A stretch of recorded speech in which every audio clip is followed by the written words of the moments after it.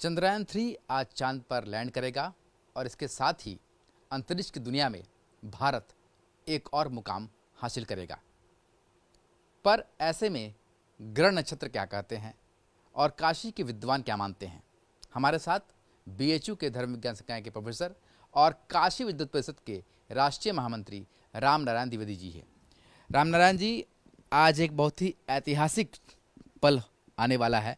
ऐसे में ग्रह नक्षत्र क्या कहते हैं, क्योंकि जो ग्रह नक्षत्रों की गणना होती है वही बहुत ज़्यादा डिपेंड करती है इस पूरे चंद्रयान के लैंडिंग पर। जी, देखिए, वयम राष्ट्रे जागृयामः, हमारे देश के यशस्वी प्रधानमंत्री ने जिस प्रकार से वैज्ञानिकों के प्रति एक नया वातावरण बनाया है और वैज्ञानिकों के सम्मान को लेकर के एक नया मार्गदर्शन दिया है, आज उसका ये सुखद परिणाम है कि चंद्रयान-3 लैंड करने जा रहा है और पूरे विश्व में एक नया कीर्तिमान स्थापित करने जा रहा है।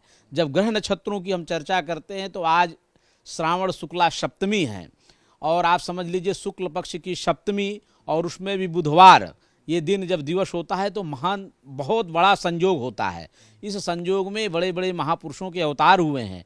आज ही के दिन भगवान जो महाकवि तुलसीदास हैं उनकी भी जन्म जयंती है और उनकी जन्म जयंती जिस प्रकार से पूरे देश में तुलसीदास जी ने मानस के माध्यम से दुनिया का नया मार्गदर्शन किया है, उसी प्रकार से आज ये चंद्रयान लैंड करेगा इस महान शुभ योग में, शुभ करण नक्षत्रों में योग करके एक नई कीर्ति, एक नई ऊंचाई को, भारत की भव्यता, नव्यता और दिव्यता को प्रदर्शित करेगा। और 1 अरब 40 करोड़ जो हिंदू भारतवासी हैं, जो भारत के निवासी हैं, उनके लिए एक नई कीर्ति, नई यशा पताका को लेकर ये अवतरित हो रहा है। क्या ग्रहों की चाल बदलने से कोई भूकंप, आपदा ऐसी चीजें हो सकती हैं? निश्चित, ये हमारे शास्त्रों में स्पष्टतया उल्लेख है कि जब ग्रह चाल बदलते हैं तो भूकंप भी आती है, विभीषिका भी होती है, बाढ़ भी आती है और अग्नि जैसे तांडव के प्रकोप होते हैं, तूफान आते हैं, समुद्री तूफान आते हैं।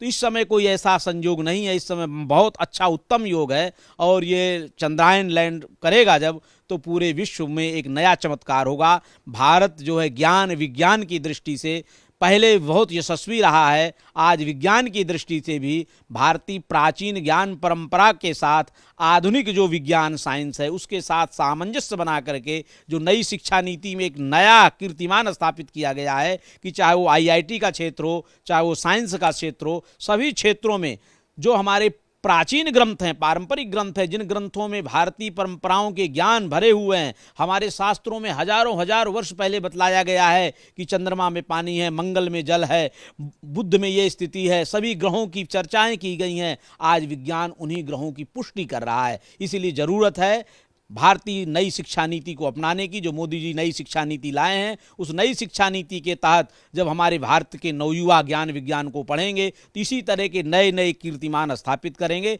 हम हृदय से आपके इस चैनल के माध्यम से देश के यशस्वी प्रधानमंत्री जी को हार्दिक शुभकामनाएं देते हैं और सभी वैज्ञानिकों को शुभकामना देते हैं जिन लोगों ने जो ग्रुप पूरा लगा रहा है चंद्रयान-3 को लैंड कराने के लिए। पूरी प्रक्रिया में इस कार्य में जो भी वैज्ञानिक हमारे लगे रहे हैं, उन सभी वैज्ञानिकों को मंगल कामनाएं देते हैं। भगवान विश्वनाथ से प्रार्थना करते हैं कि वो सभी वैज्ञानिक यशस्वी हों और भारत की यशा पताका कीर्ति को इसी तरह से फैलाते रहें।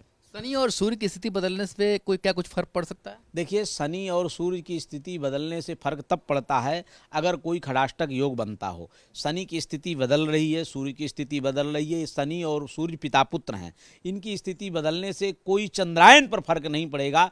कुछ जो है कहीं कहीं भारी जलवर्षा का, कहीं कहीं भूस्खलन का प्रभाव जरूर पड़ेगा, पर हमारे चंद्रयान पर कोई प्रभाव पड़ने वाला नहीं है।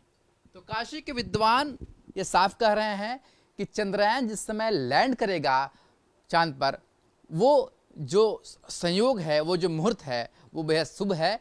ऐसे में माना जा रहा है कि चंद्रयान की लैंडिंग में किसी तरह की कोई परेशानी नहीं आएगी और भारत चांद पर तिरंगा बड़े ही गर्व से लहराएगा। वीडियो जर्नलिस्ट शिवम मिश्रा के साथ सुशांत मुखर्जी, न्यूज़ स्टेट, वाराणसी।